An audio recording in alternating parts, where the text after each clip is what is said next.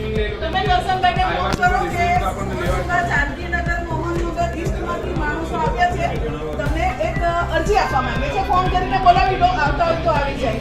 અરજી તો જાવ તો છે ને અંદર તો કોઈ નહીં મળે.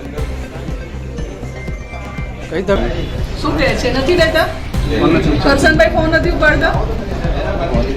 આવડે અરે બરાબર ગ્રામ પંચાયત સરપંચ ઓફિસમાં અલ્પેશભાઈ લોકો અહીંયા અમારા પાણી અને ગટરની અને ટ્રાફિકની સમસ્યાઓનો ઉકેલ માટે થઈને અમે અહીંયા આવ્યા હતા.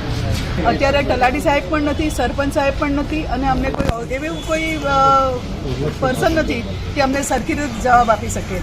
એટલે અમે અહીંયાના પંચાયતના જે કર્મચારી છે એને અમારું આવેદનપત્ર હતું એ અમે આપ્યું છે અને એ પણ સહી કરીને અમે આપી છે. હવે આગળ એનો શું નિકાલ આવે છે એ જોઈએ છે.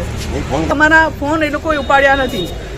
આજે કલેક્ટર સાહેબ આવવાના હતા એવી વાત મળી હતી, કલેક્ટર સાહેબ પણ નથી આવ્યા, નથી અહીંયા કોઈ સરપંચ ઉપસરપંચ કે નથી કોઈ સભ્ય હાજર. એક ખાલી અમારી પાસે આ એક જ સભ્ય હાજરમાં છે અને એ અમારી સાથે પૂરો સપોર્ટ આપી રહ્યા છે. એટલે એમનો તો આભાર માનીએ છીએ કે એટલીસ્ટ એ અમારી સાથે સપોર્ટમાં તો છે. બાકી અત્યાર સુધી કોઈ સપોર્ટમાં અમારી સાથે કોઈ આવ્યું નથી. સૌથી વધારે પાણી અને પાણીની સમસ્યા છે. ડ્રેનેજ લાઈન અને પાણીની સમસ્યા બહુ જ છે. પાણી તો અત્યારથી ઉતરી ગયું છે. હવે 4 મહિના અમારે પાણી વેચાતું લેવું પડે એવી હાલત છે. પંચાયતમાં આવ્યા છે સૌ વાસીઓ ઈસ્ટના, અને આ બાજુ કોઈ સરપંચ નથી તલાટી, અને આપણે સમસ્યા એવી છે ગટરની અને બીજી પાણીની. હવે પાણી સુકાઈ ગયું છે, બધા લાઇટ વેરો ભરે છે, સ્ટ્રીટ લાઇટ પણ નથી, અને પૈસા આપ્યા પછી બી આ લોકો આપણને સુવિધા નથી આપતા.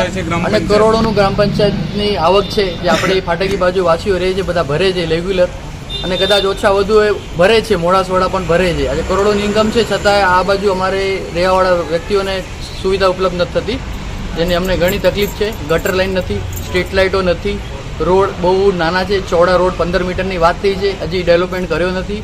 અને આજે 2 વર્ષ થઈ ગયા બ્રિજ બનીને, હજી કામ થયો નથી, સગે વગે નથી પહોંચ્યું. અને અમારે 1 વાગ્યો છે, સરપંચ સાહેબને ફોન કર્યા 5-6, અને અમારા સભ્યશ્રી છે ભેગા મનોજભાઈ, એ અમને સપોર્ટ આપ્યો, ભેગા આવ્યા છે, અને અમે બધા એના આભારી છીએ. અને કોઈ આવ્યો નથી હજી સુધી, અને અમારી કોઈ રજૂઆત કરી છે એનો કોઈ નિકાલ થાય અને હવે આશા ગ્રામ પંચાયત મેં કોપી આપી છે, અને આને આમાં નિકાલ નીકળે.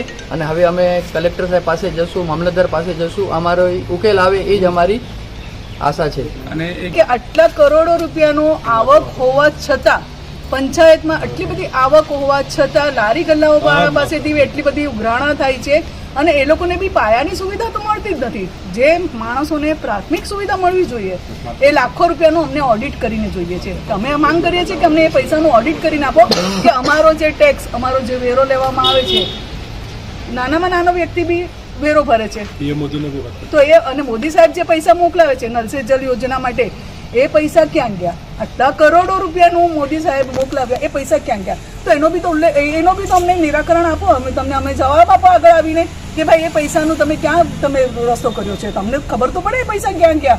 તો પ્લીઝ મહેરબાની કરીને અમે લોકોને કહેવા માંગીએ છીએ કે અમને અમારો સમસ્યાનો ઉકેલ લાવી આપો. અમે જાહેર જનતા એ લોકોને એટલા માટે ઇલેક્ટ કરીને નથી મોકલાવતા ચૂંટીને કે અમારા પૈસે એ લોકો જલસા કરે. અમે એટલા માટે મોકલાવીએ છીએ કે અમારું સમસ્યાનું નિરાકરણ એ લોકો લાવી શકે. કારણ લાવવો પડે ને. અને 35 વર્ષથી એ લોકો સત્તામાં છે, તો 35 વર્ષથી જે સત્તામાં બેઠા છે એને એનો હિસાબ તો આપવો પડે ને. પેલા 10 વર્ષથી તો પાણીની સમસ્યા એટલી બધી હદ પાર વગરની છે.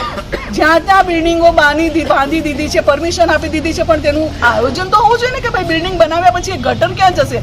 પાણીની સમસ્યા, આટલા લોકો રહેવાસી આવશે તો એનું ગટરનું પાણી રોડ પર વહી રહ્યું છે, એ પાણી રોડ પર ન વહેવું જોઈએ. એનું યોગ્ય